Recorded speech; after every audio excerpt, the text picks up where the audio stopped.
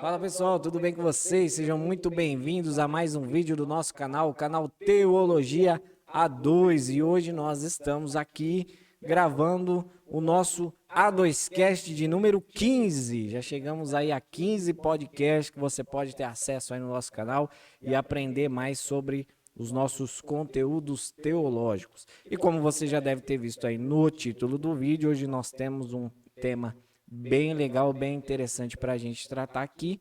Mas antes disso, eu gostaria de pedir para você aquelas coisinhas tradicionais que nós costumamos pedir, que é para você se inscrever no nosso canal, para você ativar o sininho aí para receber as notificações. Ativa o sininho, que aí quando a gente soltar algum vídeo novo, o YouTube ele te notifica e você fica sabendo quando a gente subiu algum vídeo novo aí.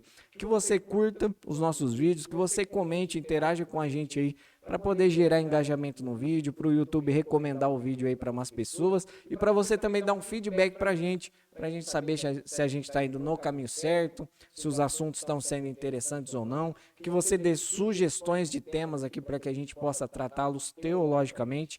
Então, comente aí, interaja com a gente e também nos siga nas demais redes sociais. Nós estamos no Facebook, nós estamos no Instagram, só você procurar @Teologia2, você vai encontrar a gente lá, e a gente também está nas principais plataformas de podcast. Então, todos os nossos conteúdos de podcast, se você talvez não tenha muito tempo de parar para assistir o vídeo, você pode nos ouvir.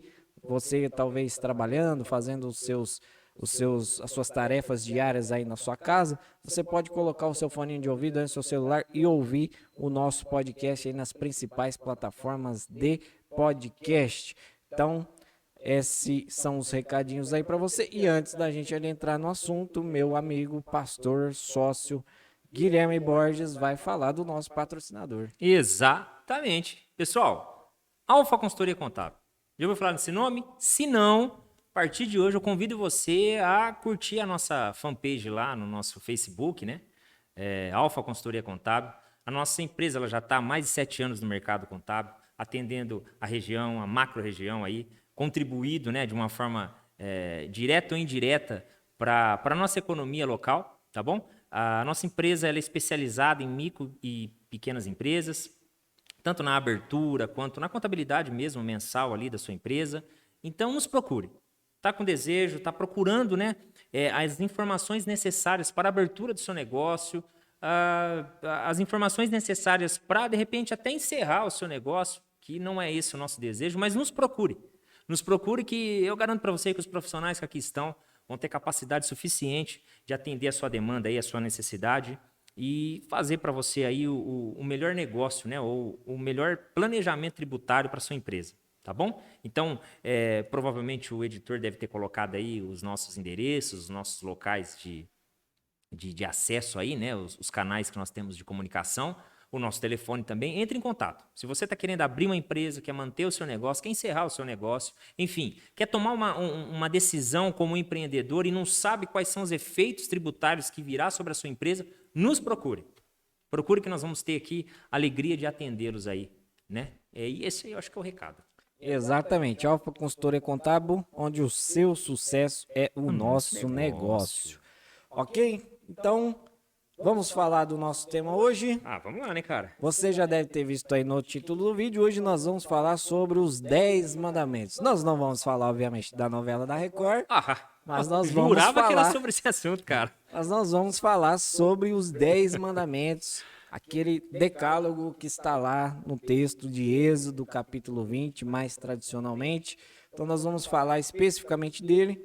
Nós sabemos aí que as leis do Antigo Testamento, elas são das mais variadas. Se eu não me engano, são mais de 500 ou 600, eu São não lembro mais o número 613, fora os 10 mandamentos aqui. 613 fora Isso. os 10, exatamente. Então são mais de 600 leis, além dessas 10, que foram estabelecidas para o povo de Israel no Antigo Testamento. E uma das grandes dificuldades que às vezes nós temos em relação a essas leis são o que nós ainda praticamos ou o que nós não praticamos, o que continua do Antigo para o Novo Testamento. Obviamente nós não vamos abordar esse assunto hoje, uma vez que nós queremos focar Nos 10 nos mandamentos. 10 mandamentos, que nós cremos que é um bom resumo, uma boa síntese de todas as demais leis que foram estabelecidas, né? E dos mandamentos que nós seguimos mesmo estando na nova aliança. Então, nós queremos falar um pouco hoje sobre os 10 mandamentos, o porquê ele surgiu, como ele surgiu. Queremos falar de alguns pontos aqui, de alguns pontos aqui dessas 10 leis. Alguns pontos um pouquinho mais polêmicos para a gente poder abordar. E antes da gente começar mais claramente, eu gostaria de dar uma informação. Tem uma pesquisa, eu não vou lembrar qual foi o instituto que fez a pesquisa, mas fizeram uma pesquisa perguntando se as pessoas conheciam quais eram os 10 mandamentos. As pessoas sabiam que eram os 10 mandamentos, mas se eu não me engano, nem 20, eu não lembro exatamente, mas não chegou a 25% o número de pessoas que sabiam os 10 mandamentos. Não precisava nem ser na ordem, mas que sabiam exatamente os 10. Né? As pessoas só sabiam aleatoriamente alguns, mas os 10 exatamente, nem 20%, nem 25% das pessoas que foram, né, entrevistadas ali conseguiram lembrar dos 10 mandamentos. Então, para a gente ver que, assim, falar dos 10 mandamentos é um assunto muito conhecido, mas exatamente de cada mandamento, eu creio que as pessoas têm um pouquinho mais de dificuldade, e é o que a gente vai tratar hoje. A gente não vai aqui, obviamente, esgotar cada um. Eu já vi pastores fazerem ministrações de cada um, ou seja, uma pregação em cima de cada um dos 10 mandamentos, ou seja, 10 pregações, para o pessoal entender como que o assunto é extenso, e não tem como a gente fazer isso aqui. Então a gente quer falar um pouco da história dos 10 mandamentos, alguns pontos polêmicos de algumas das leis aqui que foram estabelecidas por Moisés, e no final tentar dar uma boa direção aí, um bom caminho prático para que a gente possa viver aquilo que o Senhor estabeleceu. É isso aí, Lucas. Bom, e falar sobre os 10 mandamentos, cara, é sempre importante a gente lembrar que essas leis, né, cara, elas não vieram de qualquer forma e nem para qualquer povo. Sim. Primeiramente, ela veio de um Deus, cara, irado com o pecado, não é? Distante de um povo que ele criou para ser um povo próximo, um povo conectado com ele. E o cumprimento, né, cara, a deliberação dessas promessas aqui para o povo, ela ocorre exatamente quando o povo estava escravo, quando o povo já estava fora da casa, né, fora do Egito, fora da casa da servidão, como o próprio Moisés vai citar aqui. Então, assim, importa a gente saber que nós não estamos fazendo aqui trazendo, né, nenhuma ideia judaizante aqui, né, cara, nenhum ensino judaizante. Pelo contrário, nós estamos a leitura que nós vamos fazer aqui, ela é a partir daquilo que Jesus fez, da obra de Cristo, não é? Nós não vamos isolar aqui os 10 mandamentos como uma ideia única e se de repente a pessoa que está em casa pensa assim, então se eu cumprir esses 10 mandamentos aqui, uau, eu vou ser salvo, que agora eu sou um cara bom, né? Não, a gente nunca vai tirar de mente as doutrinas que nós sempre mencionamos aqui, e algumas vezes nós até ensinamos aqui sobre justificação, sobre a graça, né, cara? Nós temos aí no nosso canal, corre lá, assiste aí, né, os nossos vídeos. Até porque em toda a história ninguém nunca, fora Cristo, ninguém nunca conseguiu cumprir todos os mandamentos. Daqui a pouquinho, talvez mais para frente a gente até cita, né, uma exposição de Cristo a respeito de quais são os dois maiores mandamentos, né? Sim. Que aí ele vai citar um desses, né, que é amar Deus sobre todas as coisas, mas enfim. Então importa a gente pensar nesse ponto, né? E tá, então nós temos aquele conhecidíssimo evento que acontece nas Escrituras, que é o momento que Deus fala para o povo, você se prepara. Aliás, fala para Moisés, avisa o povo, se prepara. Isso tudo que eu estou dizendo aqui está no capítulo 19 de Êxodo, né? Então, se você que está em casa aí, se você quiser fazer a leitura enquanto eu estou falando, você vai se familiarizar. E ele diz para o povo, povo, se prepara, porque no terceiro dia o fogo vai descer no monte, né? E eu vou falar com o povo, e o povo, a partir de agora, vai ter a minha palavra com eles, né? Não vai ser uma palavra que eles vão ter que buscar, porque essa palavra de fato vai vir até a eles. E nós sabemos aqui os acontecimentos, né? Moisés desce com as primeiras tábuas escritas por Deus, e o povo estava lá com bezerro, né? Bezerro de ouro. Exatamente. A necessidade de adorar alguma coisa fez com que eles fizessem, os deuses, trouxessem, né, os deuses do Egito dentro do coração deles. E aí Moisés então quebra as tábuas, sobe, e Deus lá diz para ele, agora eu vou escrever de novo, né? Sobe que eu vou escrever de novo. E de fato ele escreve os 10 mandamentos. Então, de cara, o que nós vemos aqui, Lucas, é que a lei que Moisés desce e entrega para aquele povo era uma lei para trazer luz, para trazer, como que eu posso pôr a expressão, mas luz mesmo, acho que essa é a palavra. Para trazer luz para a vida daquele povo. Povo esse que, mesmo saindo, né, mesmo sendo liberto pelas mãos de Deus, literalmente, né, sendo recolhido de uma casa de servidão e sendo levado para um lugar que nós chamamos de propósito, de deserto, que era o lugar que Deus tinha um projeto ali para aquele povo, nós vemos que Deus então traz os mandamentos para trazer essa luz para aquele povo. Só que nós estamos, né, falando nessa altura aqui da história do mundo, os homens mencionados aqui, enfim, que viviam nessa época, até sem Cristo, né, até o momento de Cristo, eram homens perdidos, homens que viviam em trevas. Então, essa luz que veio para trazer iluminação para os homens, o que traz é só uma claridade sobre a podridão do homem, né? Sobre o quanto o homem é caído. Então, nós vamos ver aqui agora, a partir de breves exposições de cada mandamento que é citado dentre os 10 aqui, né? E nós vamos ver que, assim, cada um desses, quando é trazido para as nossas vidas, nós vemos que é impossível que haja santidade no homem. Porque sempre vai ter algum desses que ainda, de alguma forma, tenta, né, estar vivo dentro de nós. E quando não vivo, quando não tentam, de fato, estar vivo, né? Então, os mandamentos são entregues para o povo. Mais uma vez eu repeti isso. Os mandamentos são entregues ao povo exatamente para trazer luz. Só que, como a palavra de Deus, ela é, como até o próprio Jeremias diz, como fogo, era impossível que esse povo fosse salvo pelas suas próprias práticas, né? Ou suas próprias tentativas de se auto-justificar, de conseguir cumprir os mandamentos. E é aí que nós vemos, então, que a graça é alcançada e depois ministrada pelo próprio Cristo, né? Então, esses 10 mandamentos aqui, importa a gente olhar para eles aqui como uma diretiva de Deus para aquele povo. Mas que para o povo em si não haveria possibilidade de cumprir isso se não fosse a obra vicária de Cristo, né? Exatamente. Você tocou num ponto importante sobre os 10 mandamentos lançarem luz. E assim, quando a gente olha para o Antigo Testamento, a gente vai ver que essa luz sempre apontava para o Cristo, né? Nós cremos, né, na revelação progressiva, né, da pessoa de Deus por meio da segunda pessoa da Trindade, que é Cristo, que ela se revelou mais claramente para nós já a partir do Novo Testamento, na encarnação do Filho de Deus. Nós cremos nessa revelação progressiva e essa luz sempre apontou para Cristo.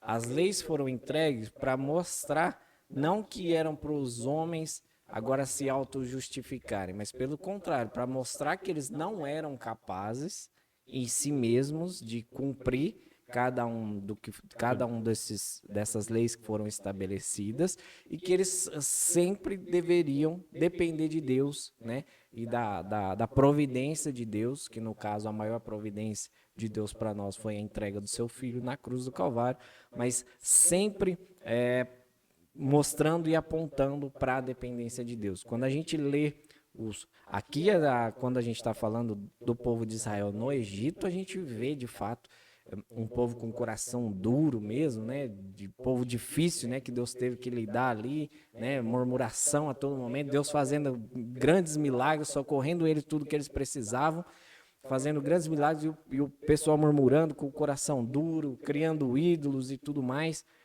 E aí a impressão que dá, se a gente para aqui, a impressão que dá é que parece que no Antigo Testamento ninguém foi salvo, né? Por causa, como a lei era exatamente para evidenciar que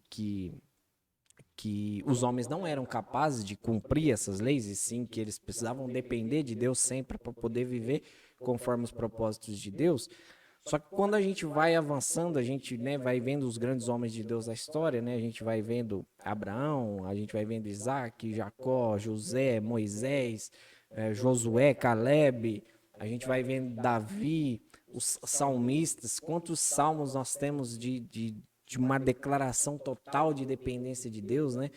Porque aqueles Os próprios homens, profetas, né? sim, os próprios profetas, aqueles homens identificaram exatamente aquilo que a lei estava mostrando para eles. Olha, Deus, eu não sou capaz de viver conforme o Senhor quer. Então eu preciso da sua graça e da sua misericórdia para eu alcançar, né, a salvação diante dos seus olhos.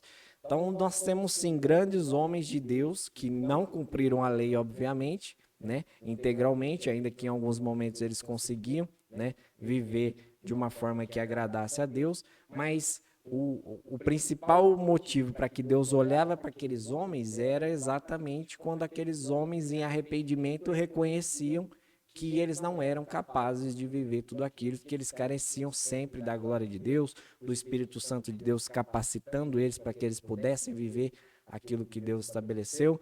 Então, assim, a gente dá sempre, toda vez que a gente está falando da lei, a gente dá sempre esse enfoque, né, de que a lei era exatamente para evidenciar que o homem não era capaz de cumpri-la, e era também para encaminhar os homens para o arrependimento e para a dependência de Deus. Então nós temos sim muitos homens de Deus do Antigo Testamento que com essa fé de que careciam de um Salvador, ainda que esse Salvador não tivesse revelado como está para nós, né? Que a revelação foi sendo progressiva, né? Para nós hoje é muito mais claro, né? A revelação de Cristo do que eles tinham na época, mas mesmo assim eles depositaram a fé nesse Salvador que viria para poder resgatá-los dessa vida a qual eles não conseguiam cumprir. Então nós temos sim no Antigo Testamento pessoas que foram salvas mediante a fé em Cristo, né, mesmo sem conseguir cumprir todas as leis. Exatamente. Isso faz até... Agora talvez fica mais fácil quando a gente fala isso, por exemplo. Fica mais fácil para a gente entender aquele famoso texto, talvez muito mal interpretado, mas muito conhecido nas igrejas, do qual Paulo está falando com a igreja de Corinto, dizendo o seguinte: olha, a letra mata e o espírito vivifica. Não é? Exatamente. Porque mostra exatamente que a letra mata, não porque ela é ruim, mas é porque eu sou ruim. Sim. E por que ela mata? Porque quando ela mostra para mim o meu pecado, e aí eu conheço. Né? A partir da lei eu conheço que eu tenho pecado. Não que eu não tenha pecado sem a lei. Sim. Sem a lei ou com a lei, o meu pecado continua. Só que o problema é que eu só vou conseguir identificar que eu tenho pecado por meio dele, por né? Meio da lei. Por meio da lei. E aí Paulo vai dizer, olha, se a letra mata, importa você saber que o Espírito então vivifica. Sim. Então nós não vivamos pensando que a letra vai nos salvar, de maneira alguma. Não. Pelo contrário, que nós devemos colocar a nossa esperança na obra vicária de Cristo, porque isso nos concede a salvação por meio do novo nascimento, né? Que é a obra de Cristo lá, e isso vai nos definir. E assim, talvez a gente tenha que gastar um pouquinho de minutos aqui falando sobre a graça e a lei, porque as duas coisas sempre estão vinculadas, cara. Sim. A gente, por mal leitores que nós somos, eu não vou dizer nem bíblicos, mas mal leitores, né? Isso eu acho que, infelizmente, é uma herança dos nossos pais do Brasil, né, cara? Foram criados muito mal leitores, tanto de livros, enfim. O próprio C.S. Lewis, cara, lá em 1983, 84, ele escreve o livro lá, Abolição do Homem, e ele tem a seguinte frase lá, olha, ele dizendo para os professores da época, né, ensinando a interpretar de uma forma alegórica os livros de filosofia, que para mim já é algo alegórico, e ele vai dizer o seguinte: olha, vocês professores, vocês castram vocês pais, aliás, vocês castram os filhos de vocês e depois exigem que eles tenham filhos.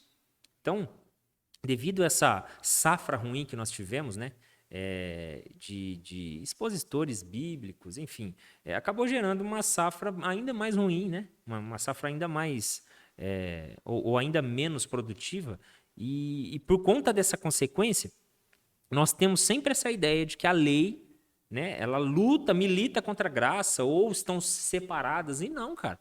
Eu vejo aqui, quando eu olho para esse texto aqui, principalmente no versículo 1 e 2 do capítulo 20 de Êxodo, que começa a citar aqui a respeito dos mandamentos, eu vejo exatamente a graça de Deus. No versículo 1 ele fala: então falou Deus todas essas palavras dizendo: eu sou o Senhor teu Deus que te tirei da terra do Egito e da casa da servidão. Já mostra exatamente que a graça dele já estava vigorante ali, não é? Porque não tinha nenhuma outra razão, se a gente tentar encontrar dentro do povo de Israel qualquer razão, qualquer motivo que fosse eles, né? Os mais agraciados, os mais santos, vamos usar essa expressão, né? Nós veríamos que não, cara, não tinha, né? Existem até estudos, né? Ou encontrados arqueológicos que apontam para códigos de Hammurabi, né? Que já viviam, ou seja, talvez haviam povos naquela época que eram muito mais, como que eu posso falar, moralmente mais educados do que o próprio povo de Israel. Mas Deus graciosamente decidiu salvar esse povo com um propósito. Propósito esse que ia me alcançar aqui. Louvado seja Deus por isso. Eu, minha casa, vocês que estão em casa. Então, nós vemos a graça de Deus se manifestando, só que para a graça de Deus se manifestar, primeiro a lei precisava trazer luz sobre a minha vida. Exatamente. Né? E olha, por mais confuso que seja isso que eu vou dizer agora, mas importa você saber o seguinte: a letra mata e o espírito vivifica. Mas a letra que mata, mata exatamente porque o espírito vivifica. Exatamente. E eu sei que eu falando assim parece algo muito... Nossa, Guilherme, que complexo entender isso. Mas é simples. Cara, a letra está trazendo morte para minha vida porque eu não consigo cumprir ela. Aí vem a graça do Espírito, me vivifica e agora, na obra de Cristo, eu consigo viver aquilo que a lei estava falando. Exatamente. Então a lei nunca vai ser retirada, né? Não. Da vida do crente, do mundo, das escrituras, nunca. Exatamente. Por isso que Cristo disse: eu não vim abolir a lei. Louvado seja Deus, eu ia citar esse texto agora. Exatamente. Por isso que, nada obstante disso, Cristo disse: olha, gente, por favor, não me confundam, tá? Tudo que eu estou ensinando para vocês aqui, eu estou trazendo muito mais clareza para vocês? Sim, mas eu não estou negando e nem revogando. Pelo contrário, eu vim cumprir elas. E aí nós vemos que o único homem que pode cumprir, que cumpriu, né, todos os mandamentos é Cristo, cara. Exatamente. Mas vamos lá, Lucas. Vamos adentrar aqui. Sim, vamos dar uma pincelada aqui. Nós não vamos tratar exatamente de todos ponto a ponto e esgotar cada um dos mandamentos, mas a gente vai tentar citar algumas coisas que nós identificamos como importantes, que é para a gente poder citar. Não sei se nós vamos citar de todos, mas principalmente de alguns. Eu acredito que o primeiro, não terás outros deuses além de mim, eu creio que já ficou bem explicado no nosso podcast, nosso A2Cast, o 14, que nós falamos exatamente sobre idolatria. Exatamente. Então, se você quer desse primeiro mandamento aqui, o não terás outros deuses além de mim, se você quiser algo mais aprofundado só nesse mandamento aqui, então assista o nosso podcast, o número 14, onde nós falamos sobre idolatria. Lá nós gastamos um tempinho maior, né, para falar dos ídolos do nosso coração, tudo mais, né, como a gente costuma gerar outros deuses, né, que a gente tem a ideia, né, só das imagens, né, da Igreja Católica e tudo mais, e como costumeiramente a gente está gerando ídolos no nosso coração. Então assista lá. Lucas, deixa eu só fazer um comentário rápido aqui sobre essa parte, cara. Uma vez eu li em um livro, que eu não sei se as pessoas que estão em casa conseguem ver, mas naquele ali, Por que em Cristo Morreu, do David Allen, ele cita, cara, uma exposição, que agora eu também não vou me lembrar qual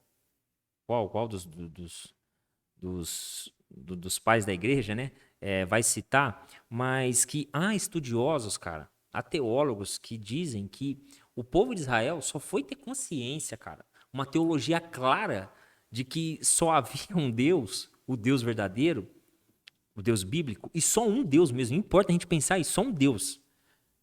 Porque, cara, bom, eu vou falar isso primeiro. Que só havia um Deus a partir do livro de Amós, cara. Nós estamos falando no ano 1400, 1500, se não estiver enganado. Bíblico, né? Na cronologia bíblica aqui, né? Ou seja, na verdade o inverso, né? Nós estamos falando aí de 800 a 900 anos antes de Cristo. E há teólogos que apontam para isso. Que dentro, assim, de forma bem clara entre os judeus, só foi... porque hoje, se você conversar com qualquer judeu, né? Seja cristão, ou seja, enfim, qualquer judeu, eles vão afirmar, e vale lembrar também que quando nós citamos judeus, nós não estamos dizendo diretamente que são os israelitas. Porque ser israelita é uma coisa e ser judeu é outra. Sim, falar do judaísmo é falar de uma religião, e falar de Israel é falar de uma nação, sim, né? E havia hoje, unanimemente, se você perguntar, eles vão falar só há um Deus, o Criador, o Deus de Israel, né? E há estudos que apontam que o povo só foi começar a entender isso na vida cotidiana ali, nas pregações, nas profecias de Amós, cara. Pra você ver que Quanto não, tempo? pra você ver que não é uma coisa tão, né? Mas se você correr no nosso A2Cast lá, você vai ver que tem alguns deuses Exatamente. vigorando em alguns corações aí. E só pontuando uma coisa que eu acho importante desse primeiro mandamento, né? O não ter aos outros deuses além de mim, não está dizendo aqui que Deus está admitindo que exista outros deuses. É que o Exatamente. ser humano ele tem a capacidade de criar deuses que não existem. Já Né? parte desse ponto, o ser humano criar, né? Deus não está admitindo aqui a existência de outros deuses, mas sim que a criação de Deus, né, acaba criando outros deuses, né, falsos, obviamente, né? Então Deus em nenhum momento ele admite a existência de outros deuses, mas sim são deuses criados pelo próprio homem que na verdade são mentirosos, né? No Novo Testamento lá Paulo vai dizer que são ídolos mudos. E nós temos aí várias referências. Então assista o nosso A2Cast lá, número 14, que desse primeiro ponto vai falar mais claro. O segundo ponto, você quer começar? Não, cara, vamos. Entra aí que eu quero depois só pontuar algo no final. O segundo mandamento é o não farás para ti nenhum ídolo, nenhuma imagem de qualquer coisa do céu, na terra ou nas debaixo da terra. Não te prostrarás diante deles, nem lhe prestará culto, porque eu, o Senhor, o teu Deus, sou zeloso, que castigo os filhos pelos pecados de seus pais até a terceira e quarta geração daqueles que me desprezam, mas trato com bondade até 1000 gerações aos que me amam e obedecem os seus mandamentos. O segundo mandamento aqui, então, ele está claramente ligado ao primeiro, que quando o ser humano ele cria os deuses dentro do seu coração, ele precisa criar uma imagem desse Deus, né? Ele precisa agora materializar esse Deus. E aí quando Deus cita aqui, né, que fala de qualquer coisa no céu, na terra ou debaixo da terra, ele está falando exatamente da criação. O ser humano ele cria deuses, né, os deuses falsos, a partir da criação. Ele não consegue criar uma divindade que em algum momento se iguale ao Deus de Israel, né, o Deus verdadeiro ao qual nós cremos, o único Deus. O judaico-cristão. Judaico-cristão. Então o ser humano, ele, por mais que ele tente criar deuses poderosos, deuses magnânimos, né, nós temos aí o panteão grego, nós temos, mas nenhum, né? Mesmo nas mais mirabolantes criações de deuses do ser humano, nenhum se iguala em qualquer atributo que o nosso Deus verdadeiro tenha e que foi explicitado nas Escrituras. Nós temos deuses lá, por exemplo, né, no panteão grego, que são muito fortes, mas têm relação com outros deuses, alguns têm relações homossexuais, alguns têm, né, relações com várias mulheres. Eles precisam de utensílios, cara. Exatamente. O olho de não sei de quem, a espada não sei de fulano, exatamente. Enfim. Então, assim, e Deus claramente deixa claro aqui que ele mostra, né? Ele mostra que os ídolos criados são todos baseados na criação. Quando ele fala que não é para fazer imagem de coisas do céu, da terra ou nas debaixo da terra, ele está falando da criação, daquilo que o próprio Deus criou. Então, o ser humano ele não consegue, por mais que o coração dele seja idólatra, ele não consegue criar um Deus que seja semelhante ao Deus verdadeiro, né? Nenhum, se você analisar qualquer Deus criado em qualquer momento da história, nenhum vai se comparar com o Deus judaico-cristão. E aqui eu queria só citar mais um ponto aqui, só que eu acho importantíssimo, é quando cita aqui que Deus é zeloso. Aqui está falando Deus zeloso, e muitas pessoas interpretam esse Deus zeloso, sou um Deus zeloso, como se ele estivesse sendo zeloso com Israel. E Deus de fato foi zeloso com Israel. Mas aqui, adoração, né? Desculpa. Não, eu falei o que você vai falar agora. Exatamente. Mas aqui ele não está falando de ser zeloso com Israel, apesar de ele ter sido. Aqui ele está falando em ser zeloso com a própria adoração em si mesmo. Então Deus sempre quis ser adorado pelos homens, né, pela sua criação de forma geral. Ele sempre quis ser adorado da forma que ele estabeleceu para ser adorado.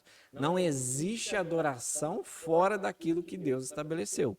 Se a gente fizer qualquer coisa fora daquilo que Deus estabeleceu e a gente acha que é adoração, no fim é idolatria que assista o nosso podcast lá.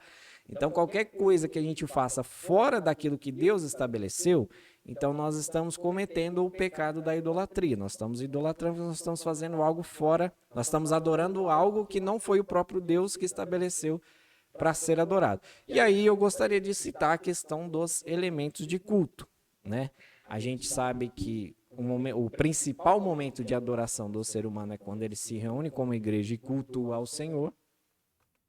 E, infelizmente, nos nossos dias, nós temos visto cultos dos mais variados jeitos, das mais variadas formas e com as mais variadas apresentações, posso dizer assim, né? Com os mais variados elementos. Mas a Bíblia, a palavra de Deus, ela cita elementos que são próprios do culto. Ainda que ela não proíba outros elementos, ainda que ela não diga assim, olha, não faça isso ou não faça aquilo no culto, mas ela diz o que tem que fazer.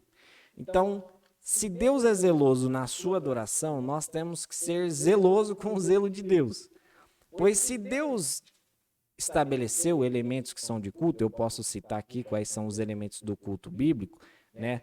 São 6, só que o último ele é discutível teologicamente, mas os outros 5 são inegociáveis, que é a oração, a palavra de Deus, oração, palavra de Deus, nós temos a Santa Ceia, o batismo, tá faltando um, deixa eu lembrar, a leitura bíblica, ensinamento da palavra de Deus, né, que a gente tem que ler e ensinar, a oração, aí o batismo, a Santa Ceia e os dízimos e as ofertas. Esses alguns teólogos ainda nos nossos dias creem que os dízimos e as ofertas eles devem ser feitos à parte do culto. Alguns creem assim, alguns não, alguns creem que fazem parte do culto. E nós temos elementos bíblicos para crer que faz parte do culto, né? Nós temos aquela passagem da viuvinha, né? Que Jesus estava no templo ali, pelo que dá a entender no contexto, era um momento de adoração daquele pessoal, e aí ela faz a oferta. Então nós temos algumas evidências que apontam que sim, o momento dos dízimos, das ofertas, ou quem crê só nas ofertas, né, faz parte dos elementos de culto. Aí nós temos outros elementos que geralmente são o louvor, as canções, lembrei agora, os salmos, leitura da cânticos. Leitura da palavra de Deus, oração, louvores, batismo, Santa Ceia e dízimos e ofertas. Esses são os 6 elementos. Estava esquecendo dos louvores, dos cânticos. Então nós temos esses 6 elementos que biblicamente são estabelecidos, né, tanto no Antigo quanto no Novo Testamento. Tanto é que o culto no Novo Testamento ele é baseado na reunião judaica que era feita no tabernáculo, no templo? Fugiu a palavra. Não, o que foi criado quando o templo foi destruído, eles criaram as sinagogas. Exatamente. Tá. Então o culto do Novo Testamento ele é muito baseado do culto que era feito nas sinagogas. Então a maioria dos elementos, né, que tem no Novo Testamento de culto foram baseados naquilo que existiam nas sinagogas do Antigo Testamento. Então, esses são os elementos que são estabelecidos, tá? Então, assim, de fato, a Bíblia não proíbe outros elementos. Nós não vemos a Bíblia citando proibição, não faça isso, não faça aquilo. Mas ela diz que nós temos um Deus zeloso pela adoração e que nós temos um Deus que estabeleceu coisas para serem feitas no culto. Se Deus não tivesse estabelecido nada, ele só falasse cultue, mas não tivesse dito como, talvez a gente poderia, né, buscar em outras formas, né, de poder fazer esse culto a Deus.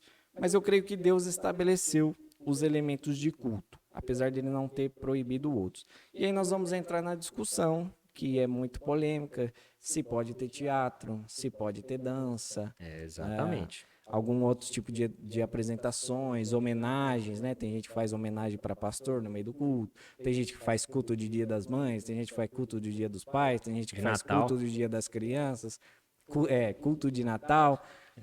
E assim, aqui, cara, claramente Deus está falando que ele é zeloso pela sua adoração e que ele não negocia Ele não negocia a sua glória com ninguém. Isso nós falamos mais claramente lá no podcast sobre idolatria.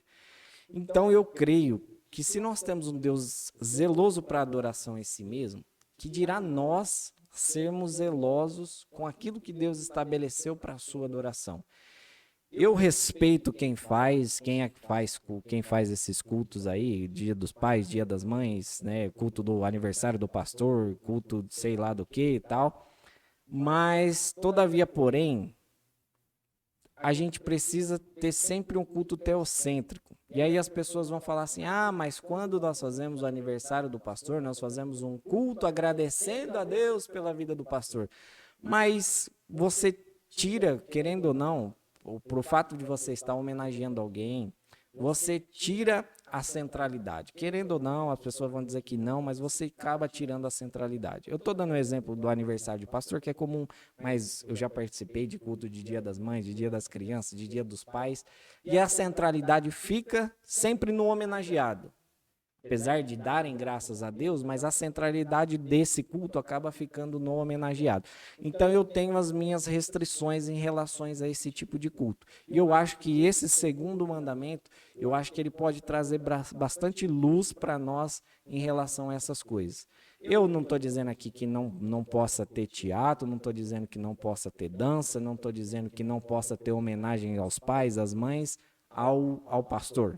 Mas que faça isso à parte do culto, que faça isso no momento para além do culto, porque o culto, que é o momento central da adoração do cristão, ele tem outros momentos de adoração na sua casa, com a sua família, a vida do cristão é uma adoração, mas o principal momento que agora ele está reunido como igreja, né, que ele está reunido como o corpo de Cristo em igreja, que é o momento do culto, que nós cremos que é o momento mais especial de adoração a Deus que nós temos, eu creio que a gente precisa ficar com aquilo que Deus estabeleceu, com os elementos de culto que são bíblicos, que a gente faça. Eu não estou dizendo aqui que tem que ter a Bíblia, por exemplo, ela não estabelece ordem, né? Ela não, tem que ser em tal ordem, né? Ela Começar diz, com a oração primeiro, exatamente, fazer a leitura ela depois. diz que tem louvor, que tem leitura, que tem oração, que tem batismo, que tem santa ceia, que tem oferta, mas ela não diz qual é a ordem, se você começa com louvor, se você começa com oração, se você já começa com a palavra, aí de fato vai ficar a critério da igreja, né? Como a igreja se sente melhor em adorar a Deus, né? Na organização, né? No que nós chamamos de liturgia, né?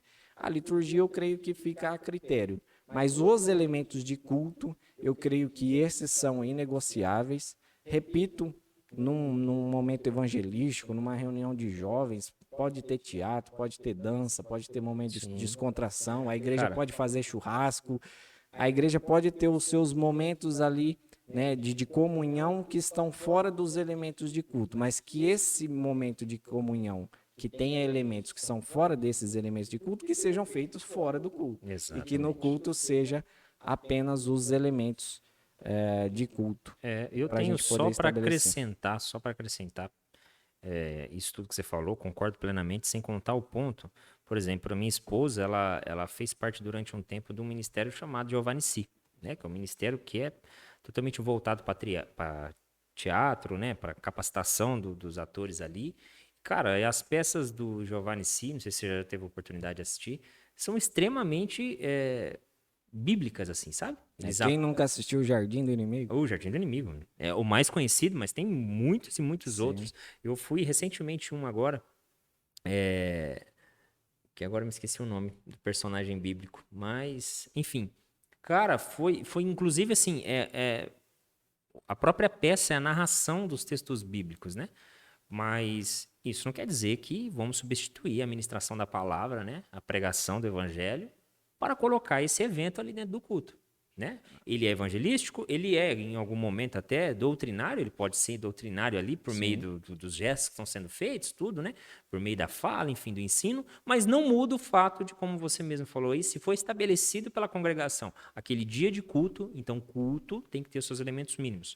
Eu vou colocar os mesmos elementos, talvez com nomes mais técnicos, que as orações com ação de graças ou em ação de graças, a leitura das escrituras, a pregação da sã palavra, né? Os cânticos com salmos, né? O próprio salmo em si, que já é o cântico, e assim, a recepção dos sacramentos lá, seja o batismo, seja Santa a Ceia. ceia, né? A ceia do Senhor, as ofertas que fica, como você falou aí, um momento ou crucial ou posterior, mas um elemento que acaba sendo discutível. Então, isso aí não podemos negociar, porque como você me citou, e como você me citou, não, o próprio Tiago, irmão de Cristo, vai falar isso. Olha, vocês adúlteros, não sei o que lá. Vocês não sabem que o Espírito do Senhor que está dentro de vós, ele tem ciúmes, né? E aí está fazendo uma referência direta a esse texto aí, ué, que o Senhor é zeloso. Zeloso pelo quê? Pela sua glória, pela sua adoração. Exatamente. Então, se o povo que se chama pelo meu nome, né? Deus dizendo ao povo, ó, se o povo que se chama pelo meu nome vai me buscar, vai me adorar, então que seja do meu jeito. Porque o meu jeito, os meus planos são melhores, são maiores, e aí não vamos nem precisar definir, né? Quem está com a razão, se é Deus ou se é a gente. Bom, Ah, sim. esse aí seria o terceiro ponto, certo? Ou o Segundo. o Agora o segundo terceiro. mandamento, exatamente. O terceiro, não tomarás o nome do Senhor teu Deus em vão, porque o Senhor não terá por inocente o que tomar o seu nome em vão. Ô Lucas, cara, um conceito, eu li aqui na minha colinha, eu não sei nem se eu li do jeito que está aqui no texto, mas eu acho que é isso mesmo, não? Não tomará o nome do Senhor teu Deus em vão, porque o Senhor não tomará por inocente, isso aí mesmo. Sim. Nossa diretora deu um sinal ali. Deu. Cara, esse mandamento é mais um desses que complementa exatamente isso que você está falando, sobre adoração, não é? Tomar o nome de Deus em vão não é simplesmente a gente citar aqui que é utilizar o nome do Senhor em piadinhas. Eu acho que não preciso nem falar isso, não é? Sim. É por isso que talvez Mas eu acho que é bom sim, porque tem um pessoal que eu acho que não não leva. entendeu muito bem como que funciona esse. Cara, só uma curiosidade teológica. Obviamente que o nome do Senhor, o Senhor que está usado aqui, é o mais próximo do que eles conseguiram da palavra que de fato foi utilizada nesse texto aqui, Sim. não é? Devido a tantas e tantas e tantas vezes que o povo de Israel foi cativo, foi preso, né, que sofreu suas dificuldades, na tradição diz que por medo de Israel permitir que os pagãos, vamos dizer assim, né? Pagãos, O povo que não era judeu viesse a pronunciar o nome do seu Deus e, inclusive, profanar o nome do seu Deus, eles acabaram perdendo o nome do seu Deus. Sim. Né? Há aqueles que arriscam dizer que até a expressão era uma expressão que é uma palavra que eles falam que é... Me fugiu a palavra agora. Mas é como se fosse falada com o ar, sabe? Algo que era praticamente de dentro para fora, era uma expressão que era muito difícil a compreensão, porque era uma forma que eles tinham de não profanar o nome de Deus, de tão temor que eles tinham para com esse Deus que apareceu a Moisés. Sim. E importa eu falar isso, porque eu confesso que eu fiquei bem assim, como que eu posso falar? Bem chocado com essa informação a respeito de Israel, até mais ou menos o livro de Oséias ali, né? Até o profeta Oséias mais ou menos ali. Pode ser que eu até passei aqui datas aqui que estejam erradas, então se tiver errado você me perdoa aí, tá? Mas se você pesquisar aí, você vai ver que o profeta Oséias, Oséias não, Amós, que o profeta Amós, o ano que ele viveu, então há rumores que até os anos, né, da vida de Amós ali, o povo de Israel não entendeu direito que havia somente o seu Deus. Sim. Né? E o haver só o seu Deus não era porque ele era o único poderoso, é que só há ele mesmo, não há outro Deus. Né? Não há outros deuses, não há outra possibilidade de haver Deus. E importa a gente pensar que o nome do Senhor não deve ser vinculado a piadas. Sabe, cara, eu sou uma pessoa que brinca muito, né? Quem convive comigo sabe que eu brinco muito. E eu preciso tomar esse cuidado, cara. Com o nome de Cristo, às vezes a gente cai na tentação de fazer brincadeirinhas, né? De amarrar alguma coisa no nome do Senhor, né? De repreender tal coisa. Por mais brincadeira e mais inocente que seja, o texto aqui está dizendo que Deus não toma por inocente quem brinca com isso. Principalmente para aquele que hoje diz que enxerga. E eu estou fazendo, com essa referência, com essa fala, estou fazendo uma referência ao que Cristo disse para aqueles judeus que disse assim, mas nós temos Abraão por pai. Nós enxergamos, você está chamando a gente de cego? Aí Jesus vai dizer para eles, então, pera lá. Se você está dizendo para mim que você enxerga, Então agora você é culpado. Porque se você não enxergasse, você não teria culpa. Mas já que você enxerga, então agora a culpa veio sobre vocês. Então o pai de vocês é Satanás, viu? E aí a gente já sabe o que vai desenrolar no texto. Então, pode falar. Não, sim, não concordo com tudo que você disse. Creio que nós temos que tomar o cuidado em relação a, de fato, né, utilizar o nome de Deus, mas na informação que você deu, né, que a pronúncia, né, o nome de Deus se perdeu, né, que alguns tentam, né, ainda traduzir para Yahvé, né, que aí depois, né, traduzido para o Jeová. português ficou Jeová, tal, né, tentaram ainda recuperar essa pronúncia, o jeito de falar tal, mas, né, historicamente falando, de fato, o nome do Deus verdadeiro, né, que como foi apresentado para Moisés, de fato se perdeu. E aí muitos dizem que o fato também deles não pronunciarem é que o nome de Deus ele constava na mitra, né, do sacerdote, então não tinha, quando eles iam para o culto para fazer a adoração deles lá no templo, eles, como já continha o nome de Deus ali, e na Tumim continha também os nomes das 12 tribos de Israel tudo mais, então como ali no representante máximo da adoração já continha o nome de Deus e das 12 tribos, então eles, de fato, eles evitavam ao máximo pronunciar, né, o nome de Deus, ao ponto de o nome de Deus, né, ter se perdido aí ao longo da história. Eu queria só fazer uma observação, além de tudo que você disse, pessoas que falam em nome de Deus pelas Escrituras, sem ser o Deus verdadeiro, o Deus que as Escrituras estão apresentando, essas pessoas também estão quebrando esse mandamento de falar o nome do Senhor em vão. Quando a nossa pregação é rasa, quando a nossa pregação, em vez de trazer a glória devida para Deus que as Escrituras traz, diminui o nome de Deus, quando nós usamos o nome de Deus para elevar homens em vez do próprio Deus nas Escrituras, né? As pessoas também, essas pessoas que fazem isso, né? E que fique claro aqui, né, que Deus não vai tratar essas pessoas por inocente. Muitas vezes às vezes a gente, principalmente aqui no canal, a gente de vez em quando dá uma apertada no pessoal que distorce de vez em quando a palavra de Deus, mas é porque distorcer a palavra de Deus é de fato algo muito perigoso, muito complicado, onde o próprio Deus diz que não vai, né, não vai deixar essa pessoa impune, né, e não vai considerar ela como inocente. E muitas vezes nós, quando vemos algumas heresias sendo pregadas, e heresias claras, nós dissemos aqui que tem a diferença de heresia e erro teológico. Erro teológico são textos que são mais difíceis, são interpretativos, tal.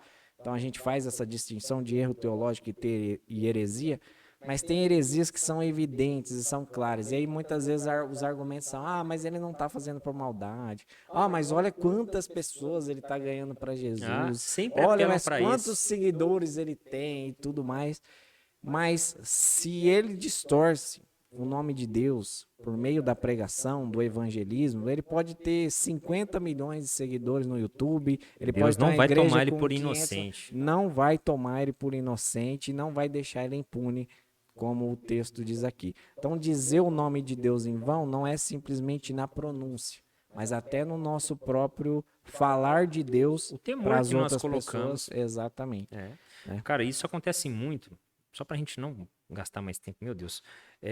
Isso acontece muito, por exemplo, quando a gente ouve canções, né? Composição de canções, né? E lá na canção, você vê que Deus está ali só para dar alguma coisa, para fazer alguma coisa. E depois, essa pessoa que acaba expondo essa canção aí, quase sempre ela em algum momento, né, em algum canal teológico, enfim, dentro das próprias igrejas, acaba sendo pregado contra, né, as mensagens dessa canção. E quando essa pessoa é pega para explicar, aí ela vai lá e sempre aponta para esse lado, sempre corre para esse subterfúgio aí. Mas veja bem, eu uma certa vez recebi uma mensagem de algum Beltrano, de um fulano, enfim, dizendo que aquela canção fez com que ela parasse a tentativa de um suicídio, né? E tentasse, e não sei o quê, e tá bom, meu irmão. Olha, se você fez isso, cara, nós temos livros ali, ó, de filosofia que talvez teria mais efeito que aquela canção. Tem muito mais verdade do que dentro daquela canção. Sim. E nem por isso, cara, né? Se os escritores dali não se não aceitarem a Jesus como único e suficiente Salvador, nem por isso eles vão ser tomados por inocente. Como você, né? Que compôs essa música aí, que é mais cheio de emocionalismo, né? Enfim, é isso que você está dizendo aí. É praticar coisas em nome de Deus, mas que são coisas que nós entendemos que são vã, que em vão, né? Além de tudo ainda, acaba-se não tendo temor para fazer aquilo. E na falta de temor, cara, o homem diminui seu Deus e aumenta o seu nome, né, cara? É, Misericórdia. exatamente. Bom, quarto, Lucas. Vamos dar andamento. Bom, o quarto é o sábado. Esse eu gostaria de propor um podcast só para a gente falar sobre a guarda do sábado. Eu concordo, hein? Muito bem. Lógico, a gente não vai deixar ninguém na mão aqui. A nossa posição aqui, como dispensacionalista, é que nós cremos que, de fato, o Senhor pediu para que o sétimo dia fosse guardado. Esse dia nós cremos que é o sábado, né?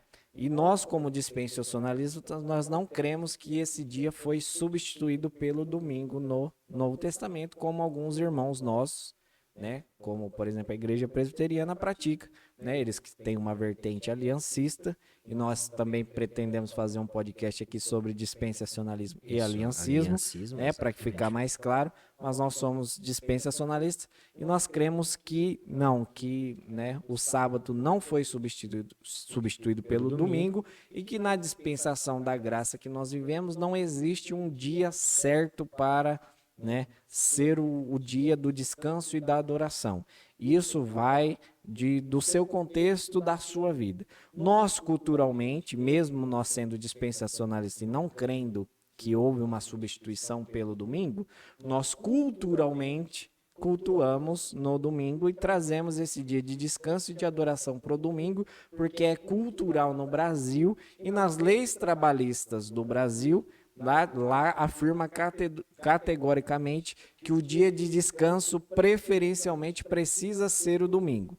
Então nós estamos obedecendo às leis civis, nós estamos estabelecendo também uma questão cultural, né, para poder manter o princípio bíblico, porque o princípio a gente continua praticando, que é o quê? O descanso e a adoração, né? Juntos. Então, exatamente. Nós cremos então que esse sábado que o Senhor estabeleceu aqui, né, como lei, que já era praticado antes da lei, né, nós entendemos que esse sábado aponta para o descanso eterno. Então, a partir do momento que Cristo morreu na cruz, veio, nos salvou, né, que deu o brado de vitória lá na cruz, a partir daquele momento agora nós fomos destinados a esse descanso. Então, nós não temos mais a necessidade da guarda desse dia específico como era estabelecido no Antigo Testamento, a não ser os dois princípios. Nós temos que sim tirar um descanso, né? Nós não temos que trabalhar que nem um louco e temos que tirar, obviamente, os nossos momentos de adoração ao nosso único Deus e verdadeiro, mas não é necessariamente no sábado, não é necessariamente no domingo. Nós praticamos no domingo por ser uma questão de lei, né, trabalhista do Brasil e culturalmente do Brasil. Mas só por isso. Mas se você faz isso na segunda, na terça, na quarta, na quinta, tem muita gente aqui que trabalha, né,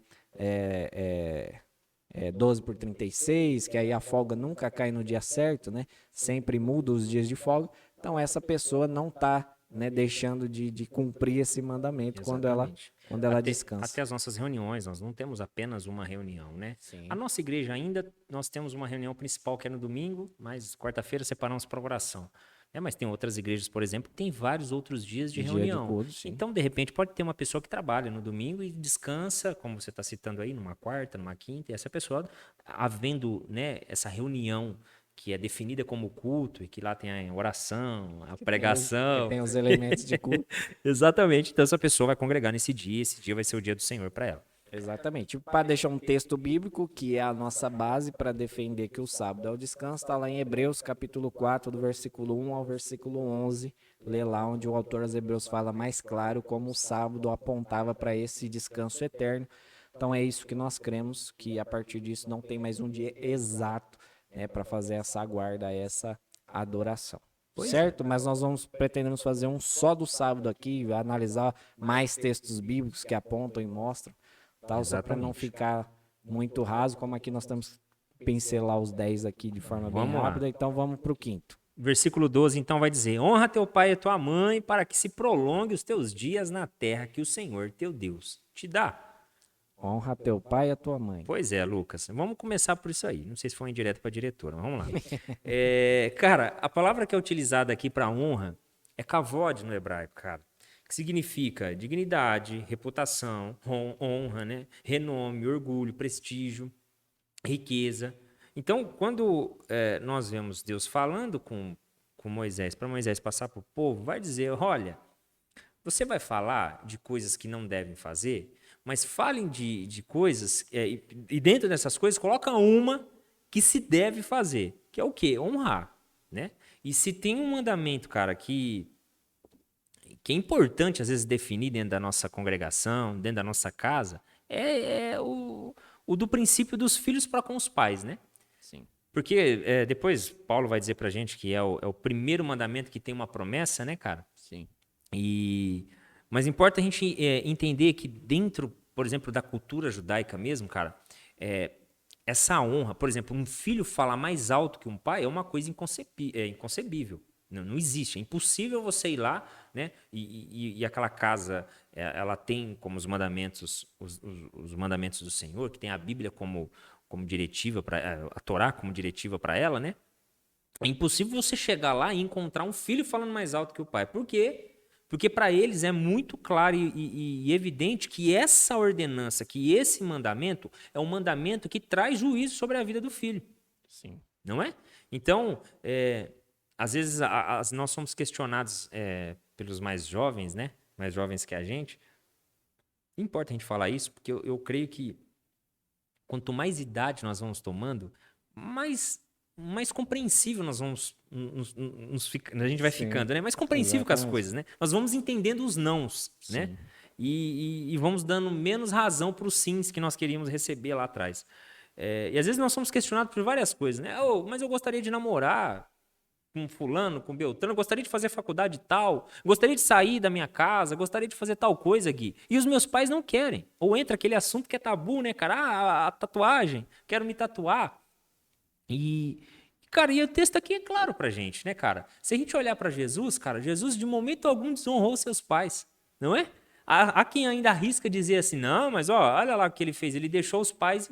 Não, a gente vê que quem abandonou foi os pais, não foi Jesus, né? Jesus continuou fazendo o que ele tinha que fazer. E os pais é que abandonam ele lá naquela passagem de Lucas, do Evangelho de Lucas. Então, se há dificuldade para entender, agora eu estou falando talvez com um público mais jovem, né? Ou com pais também, que de repente está nos ouvindo e não tem muita orientação em relação a como discipular ou como orientar o seu próprio filho, né? O meu filho quer fazer tatuagem, o meu filho quer sair com pessoas que bebem, né? Quer ficar no meio de roda ali de escarnecedores, enfim. Orienta o teu filho a olhar para as escrituras, principalmente para esse mandamento aqui, né? De forma mais... claro que eu posso até fazer 3 referências aqui. Efésios, capítulo 6, do versículo 1 ao 4, que está falando exatamente a mesma coisa. Colossenses, capítulo 3, no versículo 20 ao 21. É isso, ó. Falei 3, mas essas 2 referências aqui. Deve ter mais, que agora eu não me lembro. 1 Pedro também fala. 1 Pedro ou 2 Pedro? Bom, não me lembro. Mas tem outras referências no Antigo Testamento, dá um Google aí que ele vai te ajudar bastante. Mostrando exatamente a necessidade dos filhos em cumprir, a dar honra aos pais. E como dar honra aos pais? Começando exatamente pela dependência. Se você coabita ou habita na casa do seu pai e depende dele, cara, todas as leis vigoradas dentro daquele lar se tornam leis de Deus para a vida desse filho. Desde que, claro, nunca, por hipótese alguma, obedeça ordens de homens e de mulheres que venham contra, né, as leis de Deus. Então, exatamente. Isso é óbvio, né? Amar a Deus acima de todas as coisas, né, e cumprir seus mandamentos. Eu sei que é impossível, mas não deixa de ser uma ordenança. Sim. Né? Não deixa de ser uma ordenança. Então, Deus é acima de qualquer coisa. Então, para os pais que estão em casa e querem que os seus filhos não cometam isso, em vez de você convencer o seu filho a não fazer, mostre para ele, né, convença ele a respeito dos mandamentos do Senhor. Que caso ele mesmo assim tente ser, né, rebelde, que ele saiba que antes de estar ferindo apenas o coração dos pais, ele está ferindo Referindo a Deus. o coração de Deus, né, cara? Você tem alguma coisa a acrescentar? Não, eu só queria dizer que essa lei, ela, ela foi tomada como tão severa aqui, né, principalmente para o judeu do Antigo Testamento, que uma ramificação dessa lei era que se o filho obedecesse o pai e o pai o repreendesse e ele não obedecesse, ele poderia ser levado para a comunidade, ser apedrejado pela comunidade, morrer. É. Né? Tanto é que a promessa é que te prolongue os teus dias na terra. Então eles entendiam que, não, se não está obedecendo, tem que morrer cedo. E eles lá apedrejavam né, os filhos, né? Não estou dizendo que seja essa a que orientação. seja ordenado. Que dá vontade, não vou negar que não dá, mas... Não, dá uns petelecos, dá vontade sim, mas para você ver como o povo judeu tomou como rígida, né, essa lei. A questão é que o Senhor ele está trabalhando aqui essa questão com os filhos aqui, mas existem muitas ordenanças também para os pais em relação aos filhos, né? Muito antes desse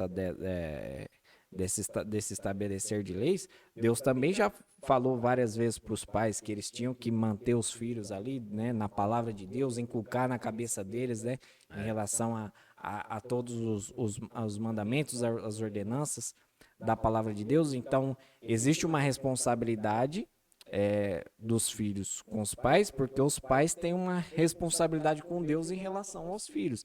Então, precisa haver esse entendimento mútuo, né? Os pais, né, precisam entender que eles têm essa responsabilidade com Deus, os filhos precisam entender que os pais também têm essa responsabilidade com Deus e que os pais têm essa responsabilidade com os filhos, para que, de fato, esse mandamento aqui se cumpra. E para quem está nos assistindo, jovenzinho, saiba que o prolongue os dias na terra aqui é literal, tá? Tem bastante texto na Bíblia que é alegórico, né? Mas esse texto aqui é literal, tá? Então, se você quer viver bastante, né, nessa terra e desfrutar as coisas que Deus nos permitiu desfrutar nessa terra, obedeça seu pai e sua mãe para que te prolongue os dias na terra. Pois é. Lucas, não matarás.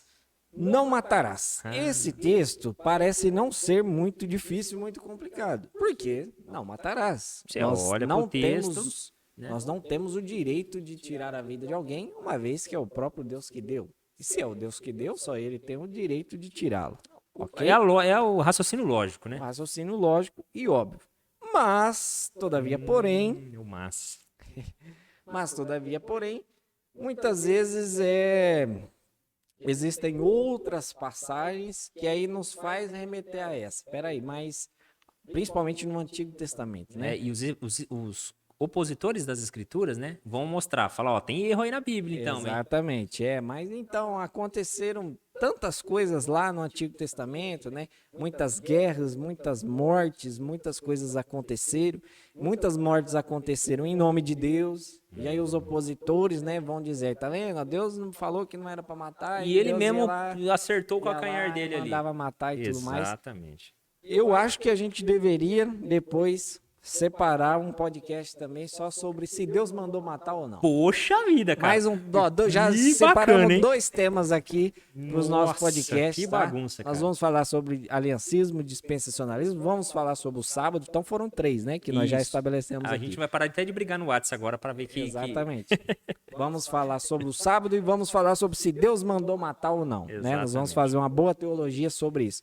Mas, todavia, porém, a melhor tradução para esse texto não seria não matarás, mas sim não assassinarás. Exatamente. A grande discussão aqui é a seguinte. O não matarás aqui, que seria melhor traduzido para não assassinarás, seria esse tirar a vida de uma outra pessoa sem razão nenhuma. Indiscriminadamente, né? Sem razão, sem motivo, causa, razão ou circunstância. Por quê? Existem motivos, então, para que eu possa matar alguém? Não necessariamente. Mas a Bíblia, ela, em muitos momentos, ela permite a autodefesa. Né? Ela nos incentiva a autodefesa. E existe uma diferença enorme entre você acabar tirando a vida de alguém por qualquer outro motivo, ou você, no momento de defesa pessoal, onde alguém está tentando atentar contra a sua própria vida, você acabar se defendendo e tirando a vida para você não perder a sua, você tira a vida do outro. Não só a sua, como dos seus familiares. Né? Exatamente, né? Há vários textos, principalmente na questão dos homens, em defender ser o protetor da sua família. Então, existe uma grande diferença entre não assassinarás, né, e não matarás. Então, a melhor tradução seria não assassinarás, porque a ideia de assassinarás é exatamente isso, é você tirar a vida de uma outra pessoa por qualquer outro motivo.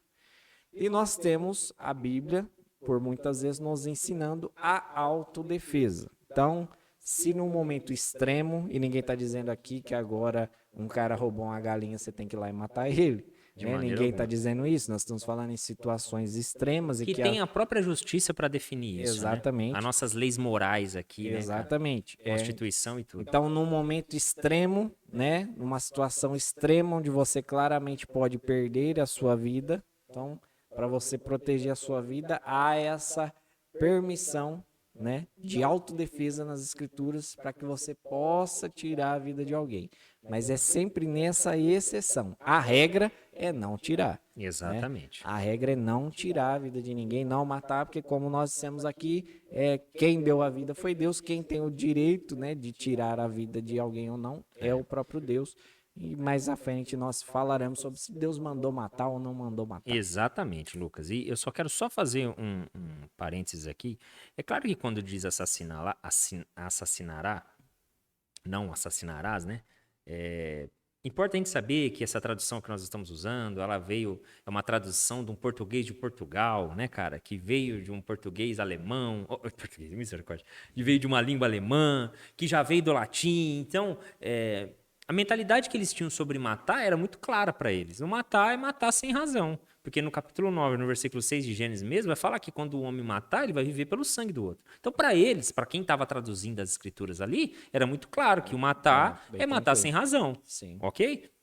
Agora, pensar, né, a respeito dessa outra teologia, como você citou aí, né, da autodefesa, de proteger a sua casa. E isso, cara, é um assunto muito interessante, principalmente por toda a demanda política, né? Por toda né?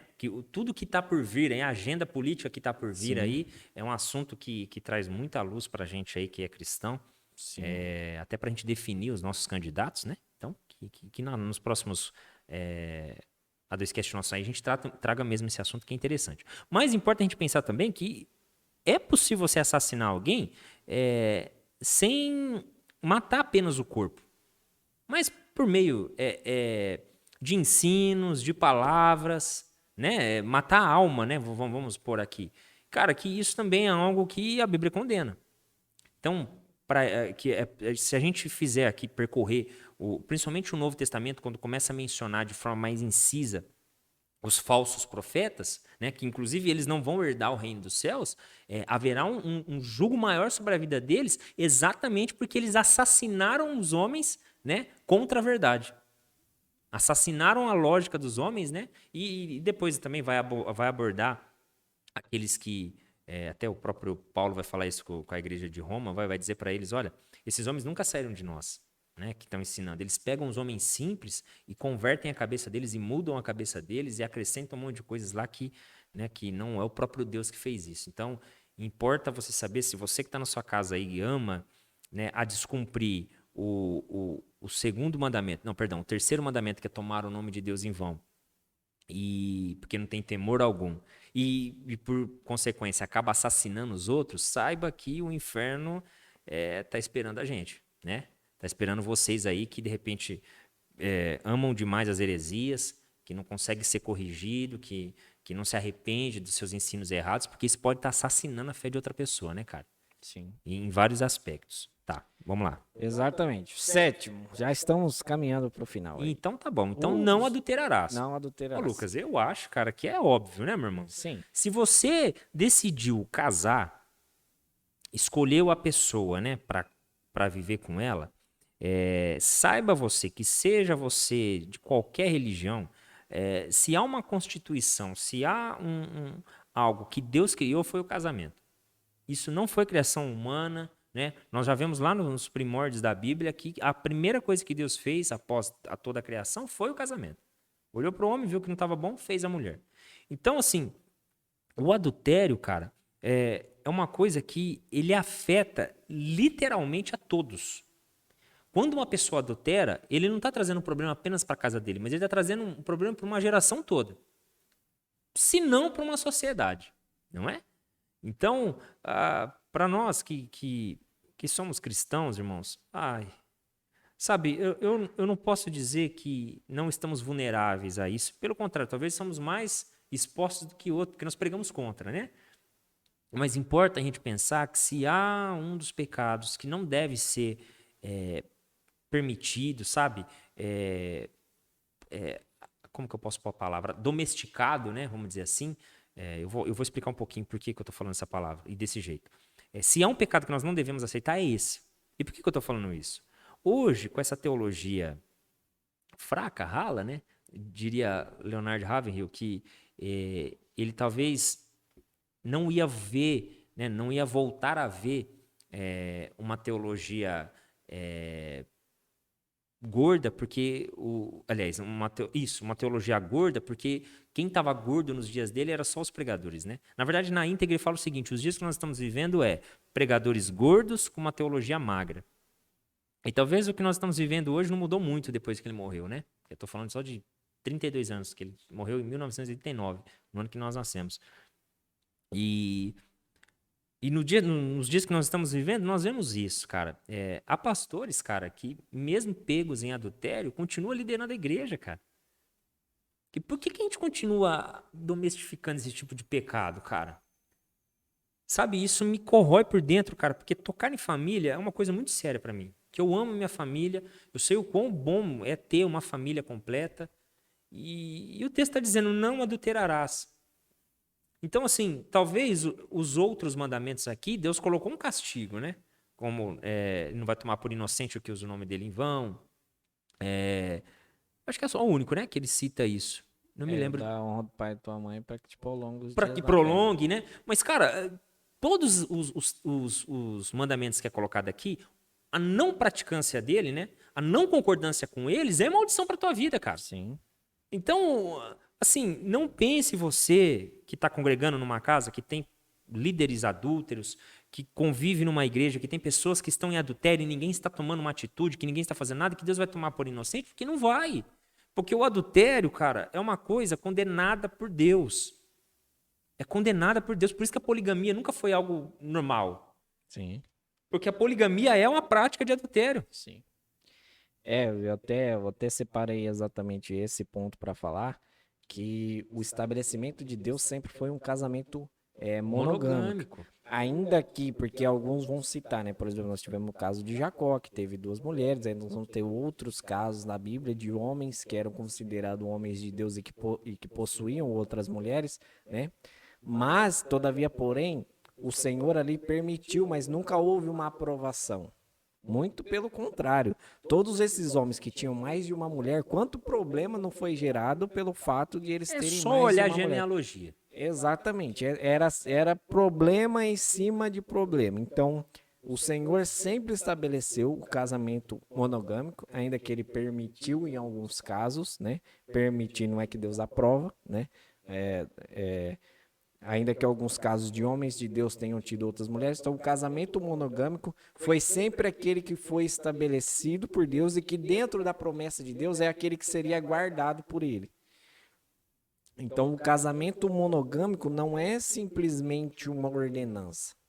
Ele carrega junto exatamente a promessa de Deus de guardar esse casamento. Tanto é que o sexo, todas as outras coisas que envolvem a questão do casamento, ela precisa ser protegida.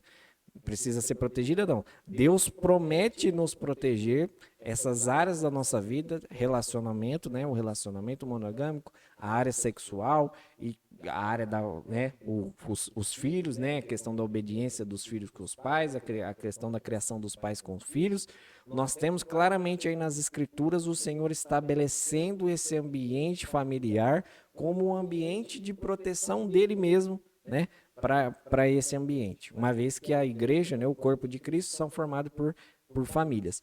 Então, nós temos esse núcleo que foi o próprio Deus que criou e prometeu que que protegia, que guardaria. A partir do momento que a gente fura essa bolha, aí a gente está abrindo a janela para que qualquer coisa entre e destrua tudo, né? E tudo E a vira família, né? consequência... Exatamente. Quando na verdade não. Lucas, só para finalizar esse assunto, cara, o capítulo 19 de Mateus, versículo 6, Jesus está fazendo uma exposição, respondendo a respeito do divórcio, né? Chega um grupo de judeus para questionar ele, e eu falo um grupo porque naquela época havia dois grupos, duas escolas, né? A respeito do divórcio, de se era permitido, se não era, e eu arrisco dizer que Cristo não era dessa escola, mas isso ficou para um outro assunto, que é um assunto polêmico. E aí no versículo 6 ele vai falar, assim não são mais dois, mas uma só carne. Portanto, o que Deus ajuntou, não separe o homem. Cara, essa palavra juntou, acompanhada do não separe, eu não me lembro agora as expressões em grego, mas o sentido que ele está dando ali não é num sentido espiritual. Ele está falando em todas as esferas. Seja ela civil, seja ela judicial, seja ela espiritual, seja ela física, o homem não pode separar, não porque eu não estou autorizado por Deus para dizer para você, então divorcia, ou vamos nos divorciar se eu sou casado com a minha esposa. Não, ele está dizendo que o homem não pode, de não conseguir fazer isso. Não tem como o homem desajuntar algo que Deus juntou. Não tem como o homem fazer isso, porque é algo que ele fez. Por isso que eu, por exemplo, não acredito no divórcio. Há algumas situações que nós precisamos analisar, muito bem analisada, mas eu não acredito... deixa eu melhorar isso. Não que eu não acredito no divórcio.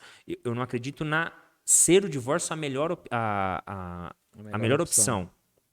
Porque o que Deus ajuntou, o homem não separa. E se haver o divórcio, para mim não haverá um novo casamento, um segundo casamento. Então, por isso que eu preciso abordar caso a caso, para a gente analisar teologicamente para chegar no ponto. Mas eu quero falar isso só para mostrar a gravidade, né, da ideia do casamento.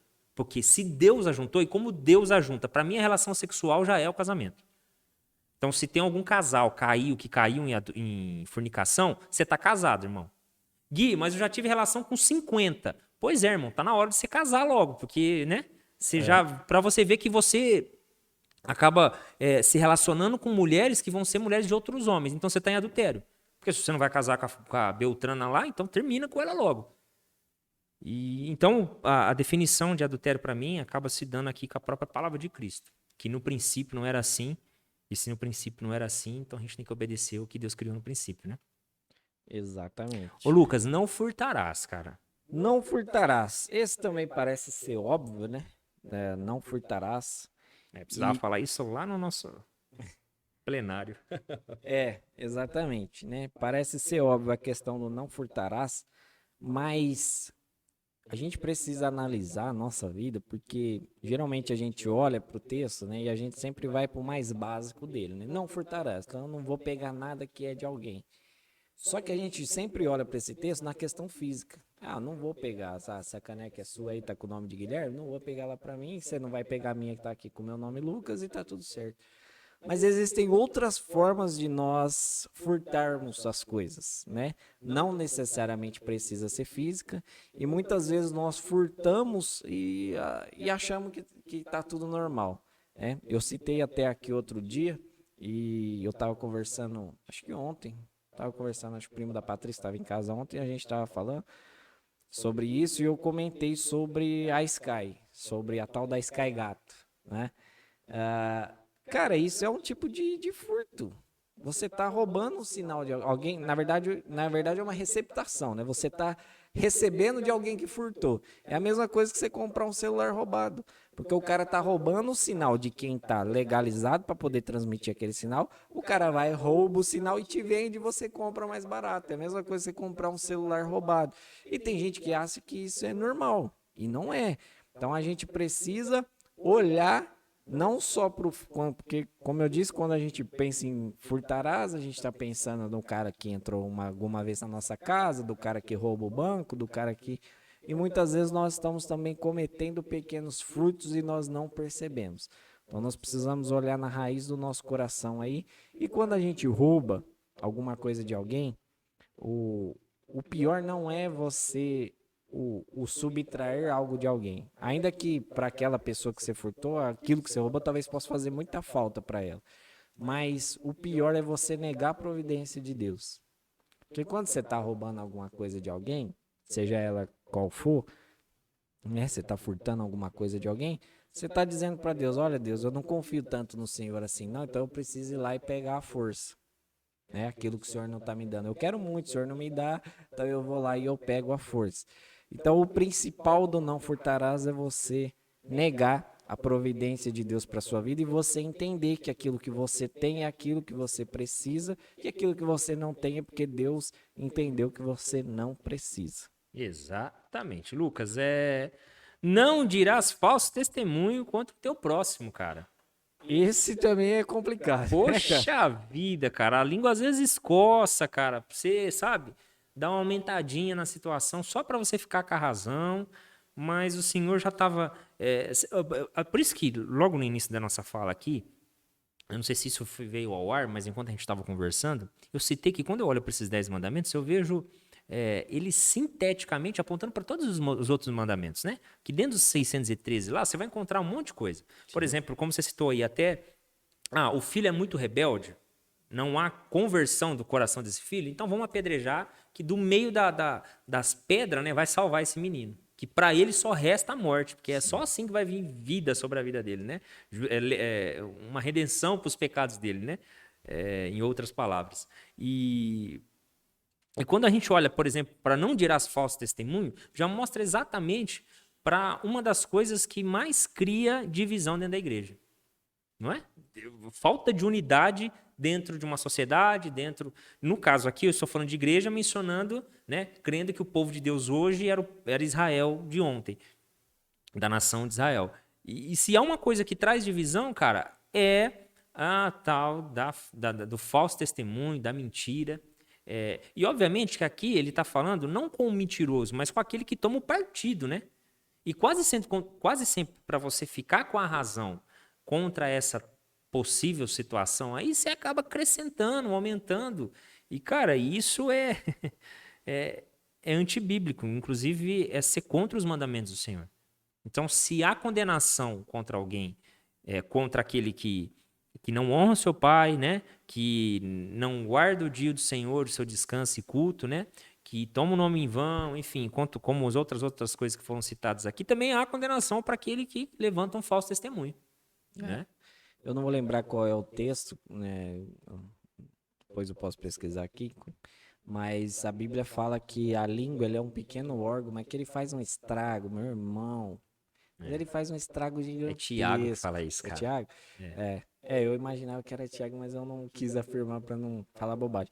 Mas, cara, ele fala é um pequeno órgão, mas faz um estrago gigante, cara.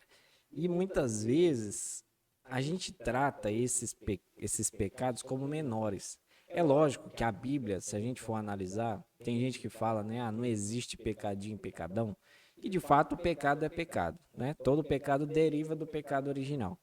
Mas a Bíblia, de fato, ela dá ênfase, sim, principalmente aos pecados mais nas áreas sexuais, né? O adultério, a fornicação, a prostituição, né? Vai tratar, ela dá uma ênfase um pouco maior sobre esses pecados.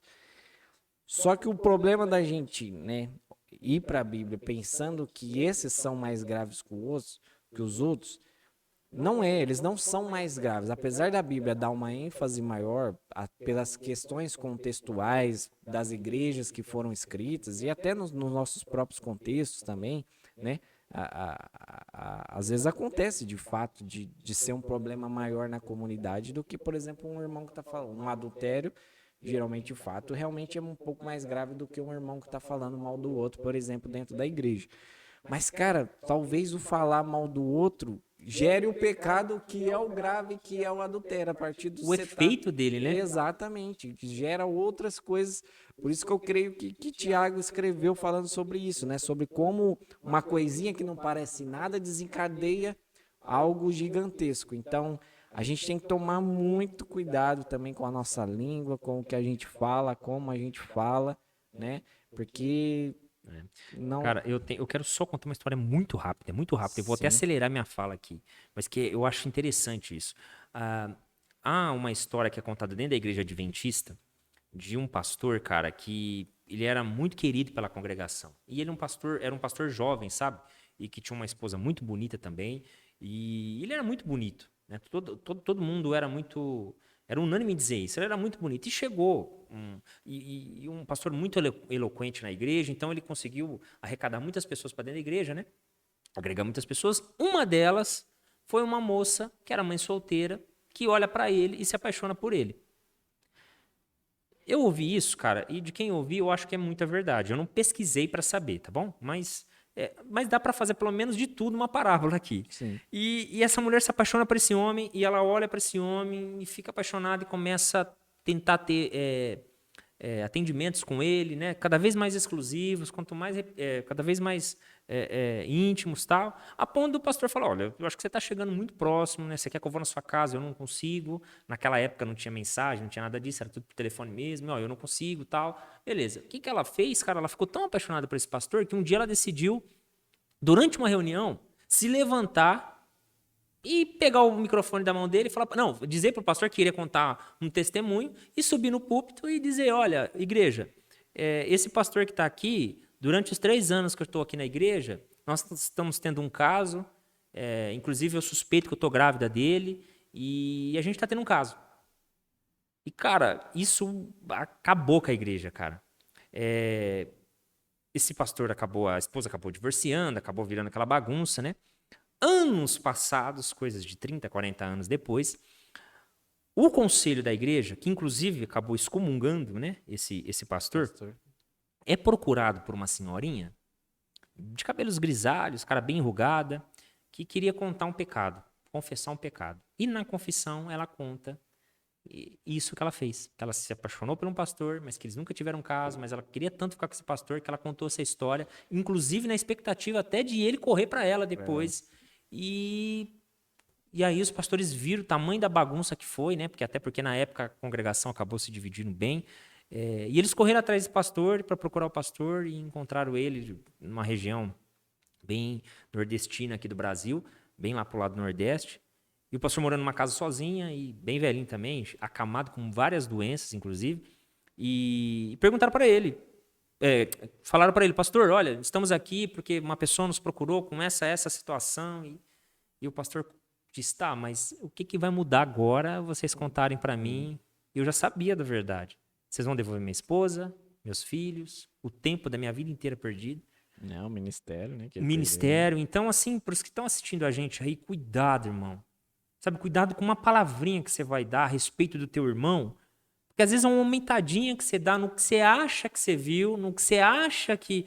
Sabe, e isso pode, cara, meu Deus, matar a vida de uma pessoa, né, cara? Destruir a vida de uma pessoa, né? Exatamente. Bom, não cobiçarás a casa do teu próximo.